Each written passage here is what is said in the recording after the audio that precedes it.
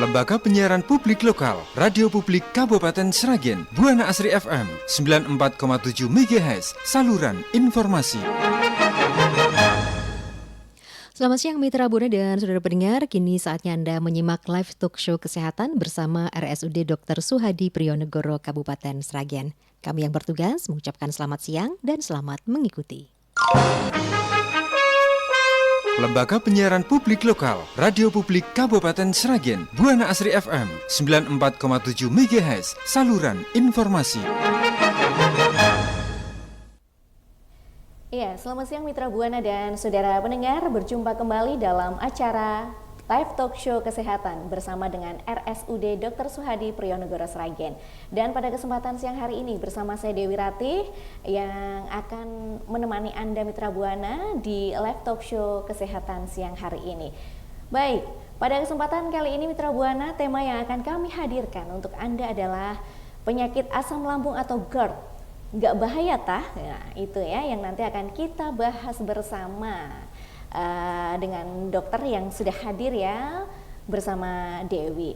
Nah Mitra Buana dan pendengar, Anda bisa menyimak acara ini melalui 94,7 MHz Buana Asri FM dan juga live streaming www.lpplbuanaasrisragen.com dan juga kami siarkan secara langsung melalui live Instagram di @rssp_sragen. Silakan Anda simak ya di 94,7 MHz Buana Asri FM dan juga live streaming di www.lpplbuanaasrisragen.com dan juga di live Instagram @rssp_sragen. Nah, narasumber kita siang hari ini Mitra Buana bersama dengan Dr. Lulus Budiarto SPPD Finasim, dokter spesialis penyakit dalam dari RSUD Dr. Suhadi Prionegoro Sragen. Nah, kita sapa terlebih dahulu ya narasumber kita siang hari ini. Selamat siang Pak Dokter. Selamat siang Mbak Dewi Ratih. Kabar baik ya Pak Dokter? Alhamdulillah baik. Iya Pak Dokter, Dokter Lulus ya, spesialis penyakit dalam. Nah, siang hari ini ya Mitra Buana mengenai penyakit asam lambung atau GERD. Nah, silakan untuk Anda yang mau bergabung ataupun berinteraktif ya bersama kami bisa nanti melalui line telepon 0271890799 atau di WhatsApp dan SMS ya di 082133950947 atau bisa juga menautkan komentar Anda Mitra Buana ataupun pertanyaan Anda melalui Instagram. Silahkan ya. Bisa di SMS atau WhatsApp ya, mohon maaf untuk line telepon sepertinya belum bisa gitu ya, jadi nanti di SMS atau WhatsApp dan juga Instagram.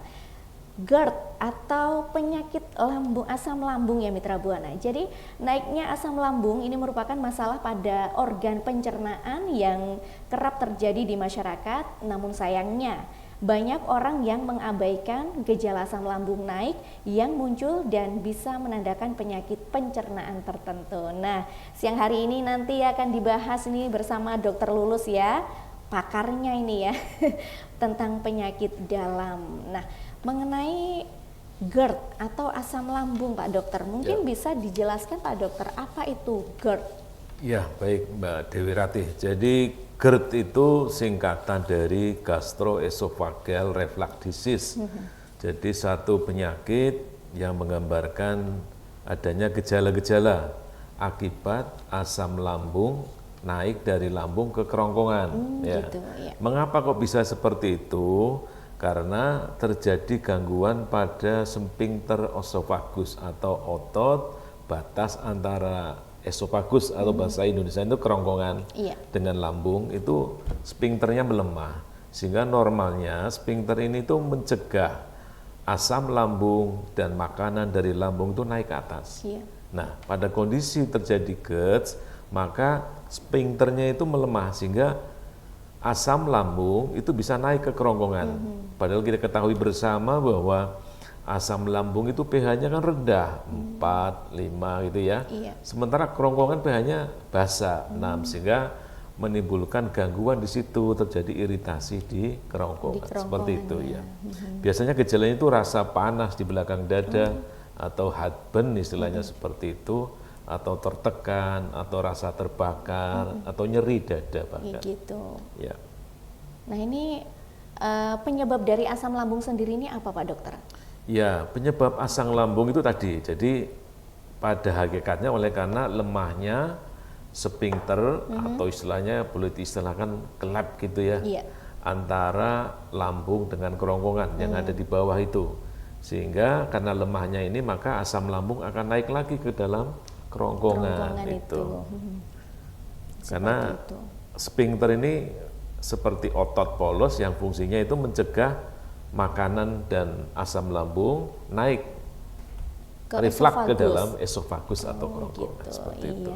Nah ini mungkin ada makanan dan minuman yang bisa menyebabkan asam lambung ini Pak Dokter.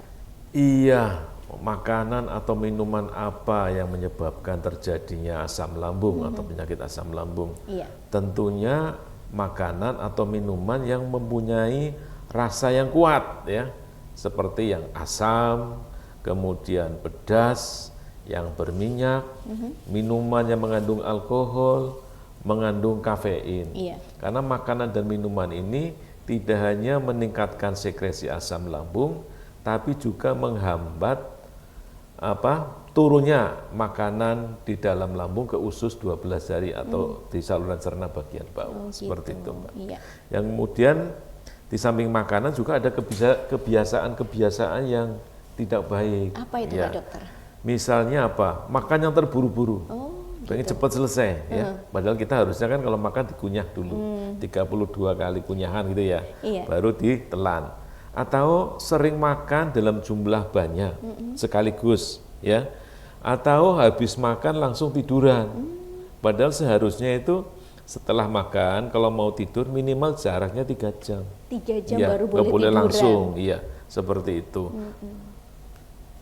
Jadi itu ya Mitra Buana, beberapa makanan dan juga minuman yang bisa menyebabkan asam lambung. Kalau makanan dan minuman ini yang bisa menyebabkan asam lambung ini seperti makanan yang asam, makanan yang pedas dan juga berminyak ya Pak Dokter. Betul seperti sekali, itu. ya, ya. Dan juga minuman alkohol atau minuman yang mengandung kafein ini juga bisa menaikkan asam lambung. Nah ini penyebab terjadinya asam lambung. Jadi memang harus dijaga ya untuk mungkin sudah punya riwayat asam lambung ini harus benar-benar dijaga. Betul, mengontrol untuk, makanannya. Ya, betul pola gaya hidupnya itu ya.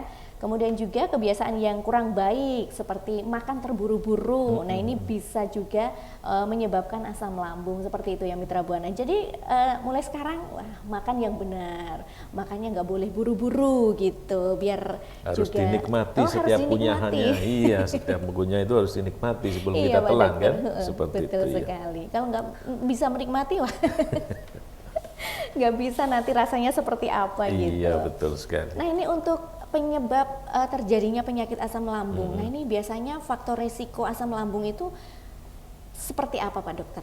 Iya, untuk faktor risiko terjadinya GERD atau penyakit asam lambung memang meskipun tidak semuanya ya, tapi pada kebanyakan di usia lebih dari 40 tahun Mbak gitu. Dewi. Ya. Kemudian kegemukan atau obesitas ini bisa juga ternyata mempunyai risiko meningkatkan penyakit asam lambung. Kemudian pada ibu hamil, karena dengan pertumbuhan janin di dalam rahim tentunya juga akan mempengaruhi pencernaan di situ juga punya risiko meningkatkan asam lambung. Kemudian pada bapak, ibu, saudara yang suka merokok, nah itu juga berisiko terjadi asam lambung. Kemudian ada satu penyakit tertentu namanya penyakit skleroderma. Ini penyakit di mana terjadi pertumbuhan jaringan ikat yang tidak terkontrol. Kalau terjadi pada saluran cerna, khususnya di kerongkongan atau esofagus juga meningkatkan risiko asam lambung. Di samping kebiasaan-kebiasaan tadi, juga ada obat-obatan Mbak Dewi. Obat-obatan juga ada yang diduga menjadi faktor resiko penyakit asam lambung. Misalnya obat-obat penenang, terutama yang mengandung benzodiazepin. Kemudian obat-obat anti darah tinggi, terutama pada golongan tertentu ya, pada golongan kalsium channel blocker misalnya amlodipin, nifedipin itu gitu. diduga juga punya berkaitan dengan meningkatkan asam lambung. Iya. Juga ada beberapa obat asma juga meningkatkan asam lambung. Juga obat-obat pengurang rasa sakit bukan golongan steroid itu juga meningkatkan asam lambung.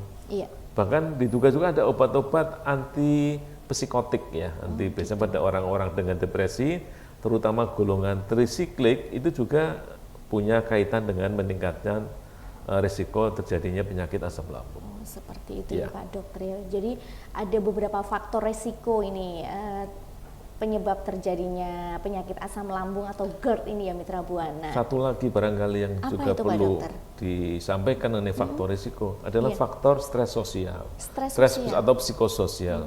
Biasanya psikis ya. Iya.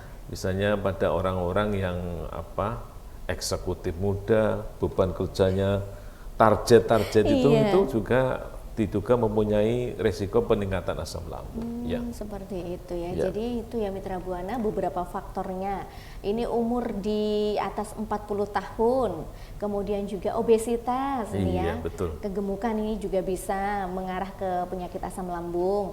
Kemudian juga hamil, merokok. Nah, kebiasaan merokok ini juga bisa mengakibatkan ya terjadinya penyakit asam lambung.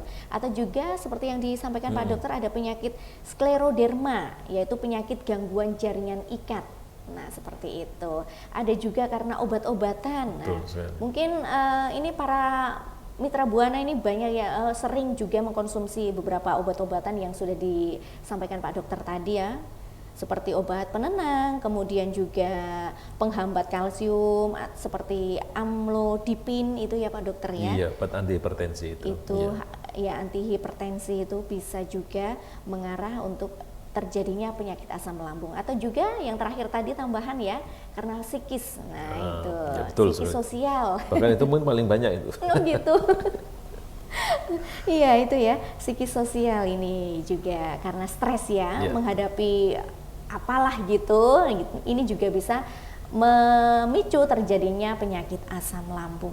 Nah ini dari faktor-faktor tadi Pak Dokter, Iya. mungkin bisa dijelaskan juga gejala-gejala dari penyakit asam lambung atau GERD ini? Baik, biasanya yang spesifik itu rasa panas, seperti terbakar di Iya. belakang dada atau heartburn ya.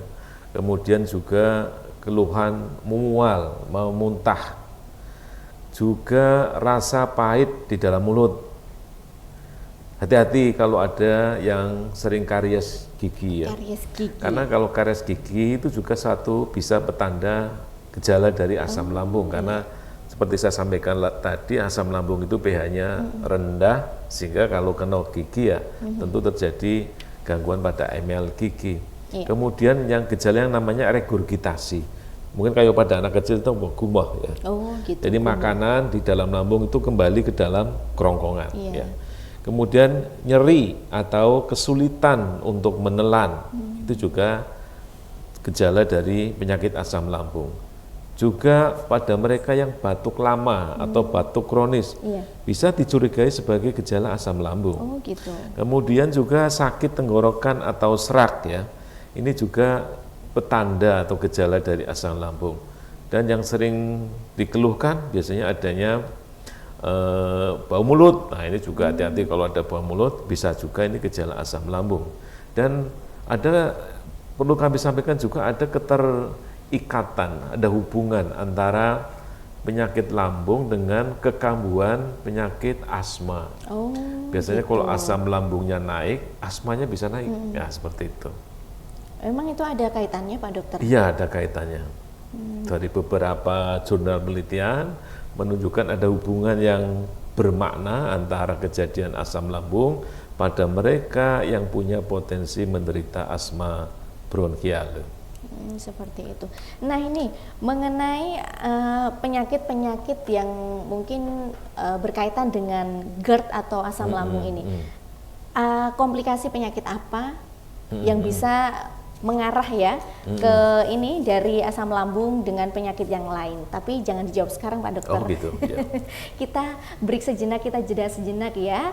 Nah, untuk seperti apa komplikasi asam lambung atau GERD dengan penyakit-penyakit yang lain ya, nanti akan kita bahas bersama lagi bersama Dokter Lulus, pakarnya ini penyakit dalam, di kesempatan siang hari ini dalam live talk show kesehatan bersama dengan RSUD Dr. Suhadi Priyonegoros Sragen.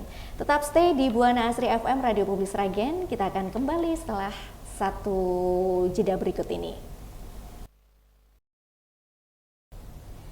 Baik mitra Buana dan saudara pendengar, kembali lagi dalam acara live talk show kesehatan bersama dengan RSUD Dr. Suhadi Priyonegoros Sragen dengan tema penyakit asam lambung atau GERD. Nggak bahaya tah? Nah, siang hari ini ya bersama dengan Dr. Lulus Budiarto SPPD Vinasim, dokter spesialis penyakit dalam dari RSUD Dr. Suhadi Priyonegoros Sragen ya, yang akan memberikan seputar ini ya penyakit asam lambung atau GERD, di mana tadi sudah disampaikan juga oleh Dr. Lulus ya apa itu GERD, kemudian penyebab terjadinya asam lambung atau GERD, kemudian makanan dan minuman penyebab asam lambung dan juga faktor resiko asam lambung. Nah, tadi dan juga gejala-gejalanya sudah disampaikan juga oleh Dr. Lulus ya.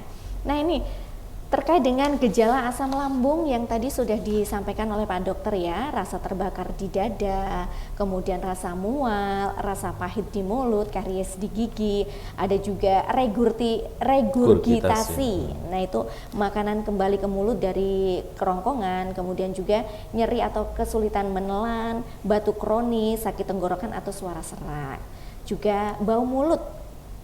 Dan ini ya asam lambung yang berhubungan dengan penyakit asma itu juga gejala-gejala dari penyakit asam lambung.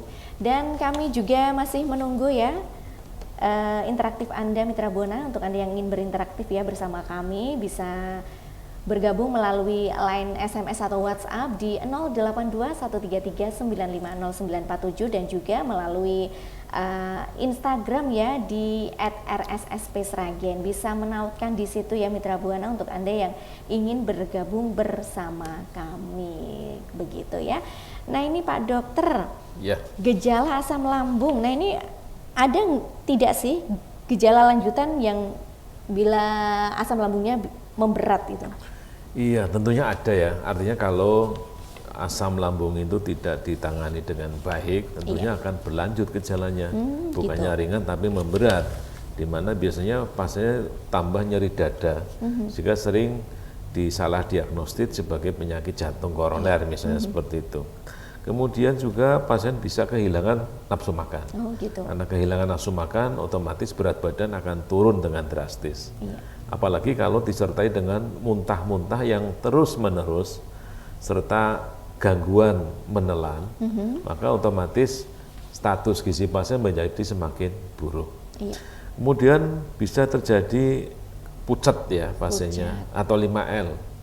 Apa itu Pak? Lesu, letih, lelah, lemah, sama lunglai. Oh, 5L. 5L ya. Gitu ya. Bahkan yang berat Mbak Debbie bisa terjadi muntah darah atau berak hitam. Itu gejala lanjut dari penyakit asam lambung bila tidak tertangani dengan baik. Artinya apakah asam lambung tidak berbahaya? Tentunya berbahaya kalau tidak tertangani dengan baik, tidak merubah gaya hidup yang lebih sehat seperti itu. Iya.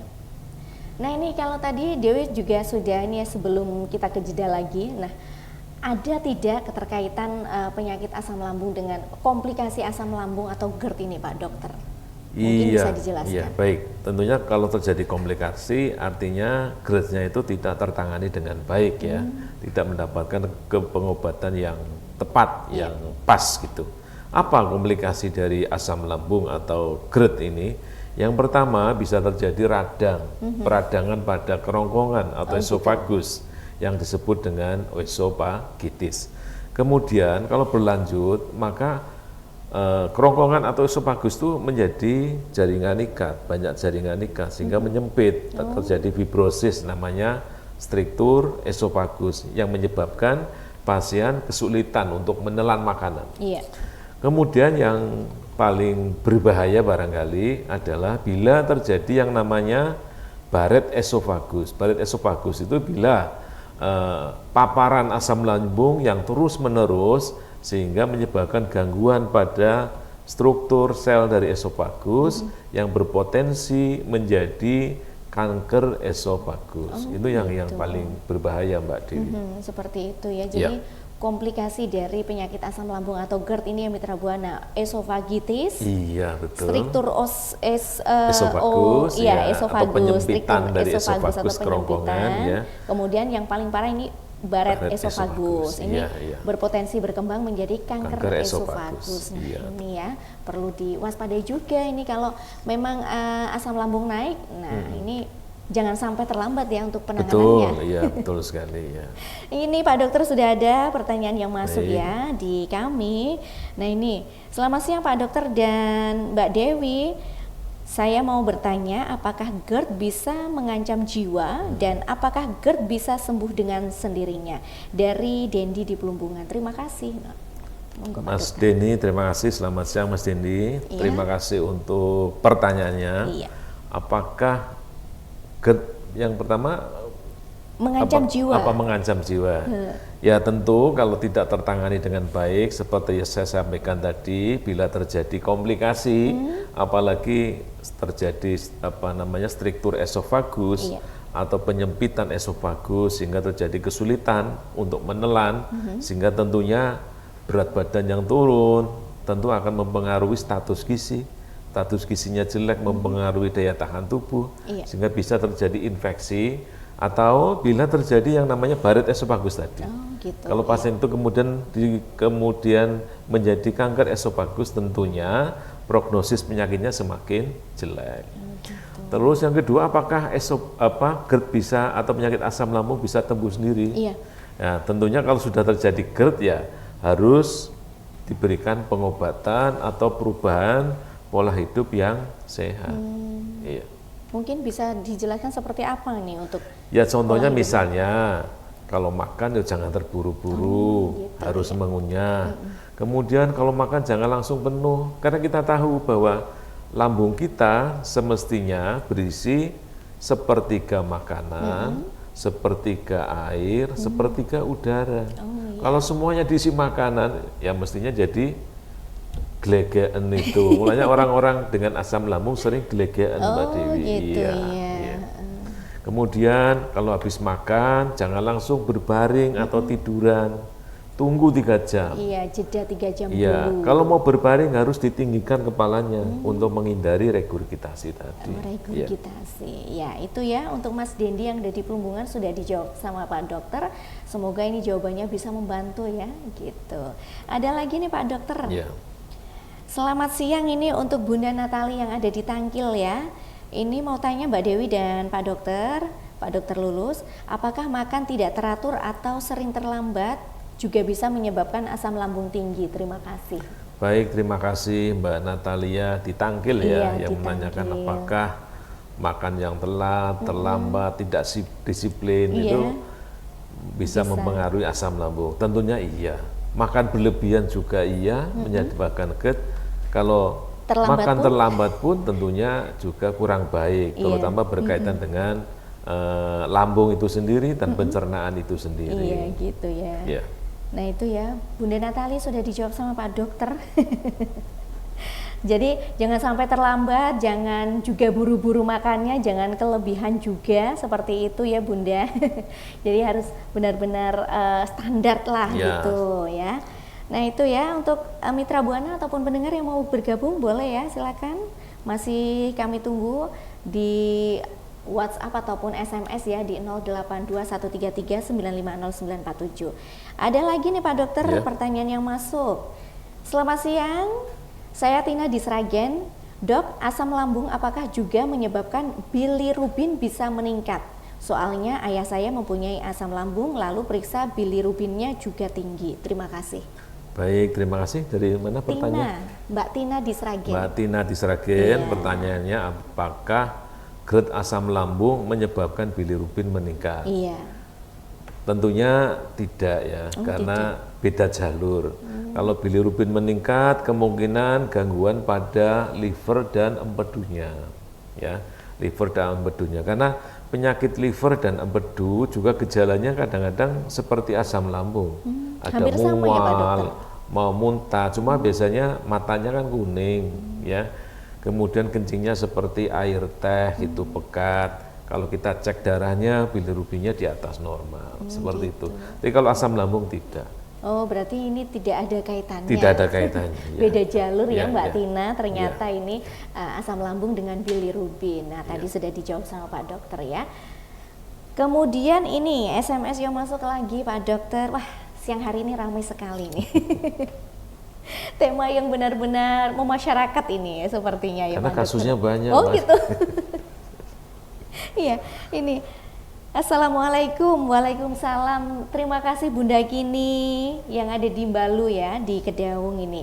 Bapak Dokter, Bunda Kini mau tanya, cucu Bunda Kini ini kadang-kadang perutnya sakit.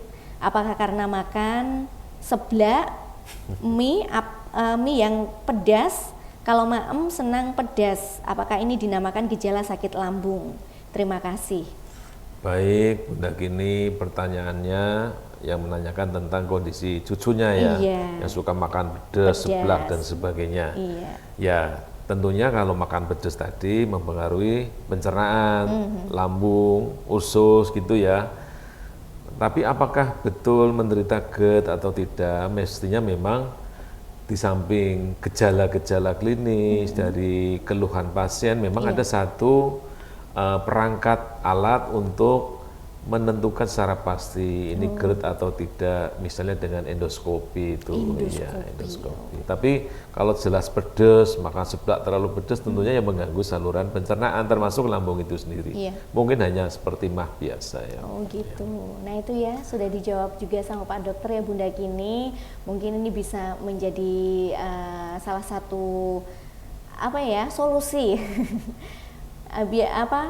Belum tentu makan yang pedas ini penyebab lambung juga ya. Jadi harus ada pengobatan ya ataupun pemeriksaan terlebih dahulu. Nah itu ya Mitra Buana. Ya masih kami tunggu juga untuk Anda yang mau bergabung, masih ada waktu ya untuk kita sampai di jam 12:45. Nah ini Pak Dokter, kalau tadi kita sudah bicara dengan komplikasi penyakit asam lambung atau GERD, lalu bagaimana untuk pengobatannya sendiri dari GERD ini? Iya, pengobatannya gimana? Ada beberapa obat yang mungkin bisa kita pakai untuk mengatasi GERD ya. Biasanya bisa diberikan antasidadun. Itu antasidadun itu obat yang banyak di pasaran, artinya masyarakat bisa beli bebas ya, antasidun. Di mana obat ini sifatnya adalah menetralisir asam lambung, Mbak, sehingga pH-nya lebih basah gitu ya. Yang kedua adalah obat-obat yang mengurangi sekresi asam lambung. Biasanya obat-obat golongan reseptor H2 itu. Misalnya simetidin, ranitidin, famotidin dan sebagainya. Ini pun meskipun ini sebenarnya obat harus dengan resep ini ya. Dan yang ketiga adalah obat-obat yang menekan, kalau tadi mengurangi, ini menekan produksi asam lambung. Biasanya disebut dengan penghambat pompa proton ya. Itu biasanya akhirannya zol, omeprazol, lansoprazol, esomeprazol, pantoprazol dan sebagainya. Kemudian yang terakhir adalah obat-obat yang meningkatkan gerakan atau kerjanya dari usus dengan harapan isi lambung itu bisa cepat turun ke dalam usus. Biasanya disebut sebagai prokinetic agent. Itu Mbak. Ya. Nah itu ya Mitra Buana, beberapa pengobatan dari GERD atau asam lambung ini tadi ada antasida, kemudian juga ada obat-obatan yang membantu mengurangi produksi asam lambung, yaitu obat penghambat reseptor H2. Kemudian juga ada obat yang menghambat pompa proton itu. Ini bisa menghambat produksi asam lambung juga. Seperti itu ya Mitra Buana, dan juga ada prokinetic agent itu ya, meningkatkan kontraksi usus halus. Nah, ini Pak Dokter, lanjut lagi ada pertanyaan ya Pak Dokter. Ini sepertinya keterkaitan asam lambung dan asma ini Pak Dokter. Bagaimana cara menyembuhkan sesak nafas akibat asam lambung dengan segera? Iya, bagaimana mengatasi atau memperbaiki gejala-gejala asam lambung dengan segera. Iya. Tentunya kalau ibu sudah punya dokter pribadi atau di rumah sakit atau di puskesmas, mestinya satu ya harus minta pertolongan dokter dulu. Ya, seandainya belum sempat, paling enggak itu tadi yang paling mudah didapat adalah antasidadun tadi. Antasidun itu karena itu obatnya tanpa resep ya. Oh gitu. Sementara obat-obat yang tadi yang mengurangi sekresi, yang menekan produksi asam lambung, yang untuk memperbaiki gerakan usus itu sebenarnya obat-obat yang harus pakai resep. Oh, pakai resep dokter. Iya. Jadi yang bisa dibeli di apotek itu yang antasidadun, karena itu obat bebas ya. Gitu ya Pak Dokter. Ya. Nah itu ya Mitra Buana untuk menyembuhkan sesak nafas akibat asam lambung dengan segera bisa dengan antasida itu. Yang utama harus menghubungi dokter dulu supaya mendapatkan obat-obat. Iya. Seperti itu.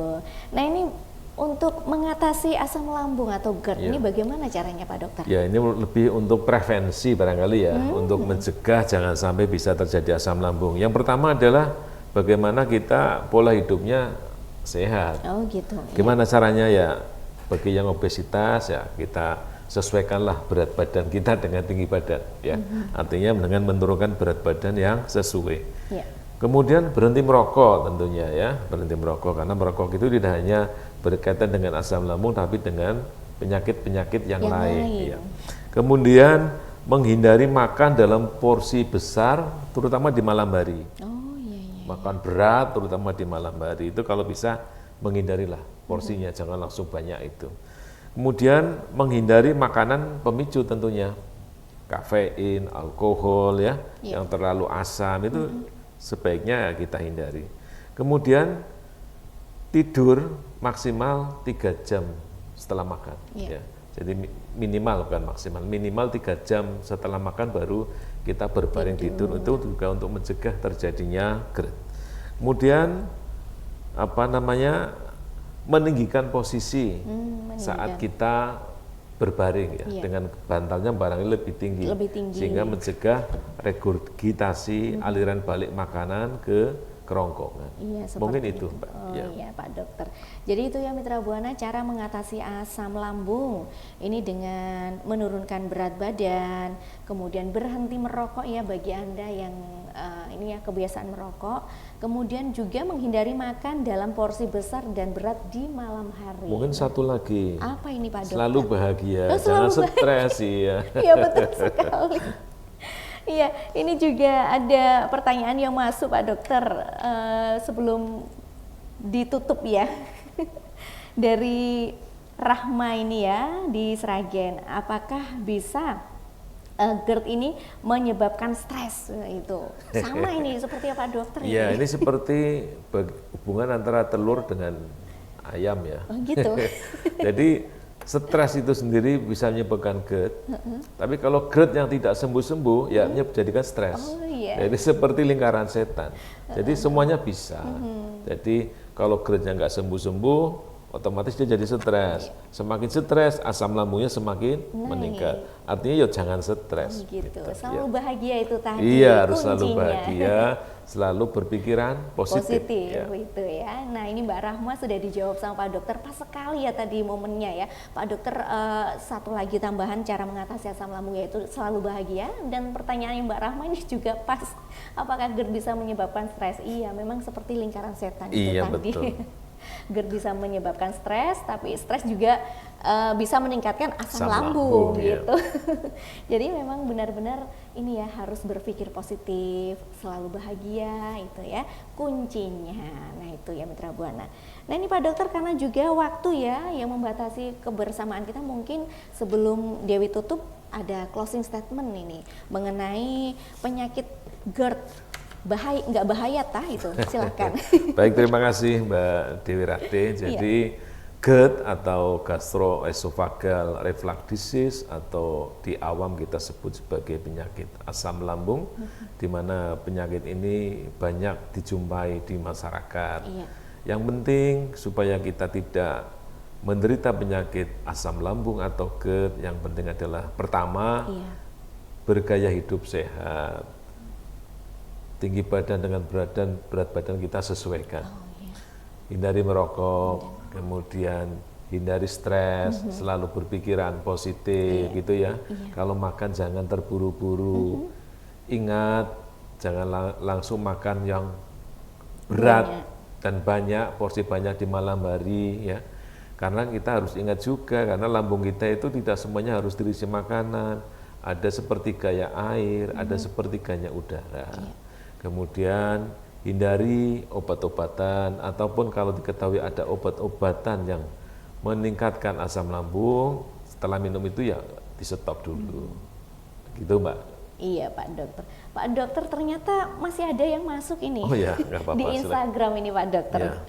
Ini dari akun bernama Riani _ ini ya. Dok, izin bertanya, saya sering begadang, setiap malam GERD saya kambuh dan terutama selalu nyeri pada perut dan terasa panas. Apakah kualitas tidur dapat mempengaruhi GERD Pak Dokter? Iya, betul sekali. Jadi kalau tidur kitanya tidak nyenyak, menyebabkan mood kita jelek, tentunya juga akan meningkatkan asam lambung, seperti itu. Ada kaitannya. Nah itu ya untuk akun bernama Riani, wah jangan begadang lagi. Apalagi kalau begadangnya disampingi kopi. Oh nah, iya, gitu kan. kafein itu tadi Pak Dokter. Kafein tadi. Nah itu ya mungkin bisa dibatasi untuk begadangnya biar GERD-nya tidak kambuh lagi gitu ya. Nah Mitra Buana dan pendengar, closing statement juga sudah disampaikan oleh Pak Dokter Lulus ya pada kesempatan siang hari ini. Jadi kunci agar GERD atau asam lambung bisa terhindari atau tidak kambuh lagi yaitu selalu bahagia dan selalu berpikir yang positif. Nah Mitra Buana dan saudara pendengar, demikian live talk show kesehatan untuk edisi kali ini dengan tema penyakit asam lambung atau GERD. Gak bahaya tah? Iya. Dengan menghadirkan narasumber Dr. Lulus Budiarto SPPD Finasim, dokter spesialis penyakit dalam dari RSUD Dr. Suhadi Priyonego Sragen. Semoga apa yang sudah disampaikan tadi bermanfaat dan bisa menjadi referensi kita semuanya ya untuk tetap menjaga pola hidup sehat dan tetap menjaga kesehatan kita. Sampai jumpa dalam acara Talkshow untuk edisi selanjutnya. Jangan lupa untuk selalu berpikir positif, selalu bahagia. Dan saya Dewi Rati beserta tim yang bertugas mengucapkan terima kasih atas kebersamaan Anda. Terima kasih Pak Dokter telah hadir siang hari Sama-sama Mbak ini. Dewi Rati, terima kasih. Semoga lain waktu kita bisa berjumpa kembali. Insya Allah. Ya. Iya, terima kasih dan selamat siang. Selamat siang.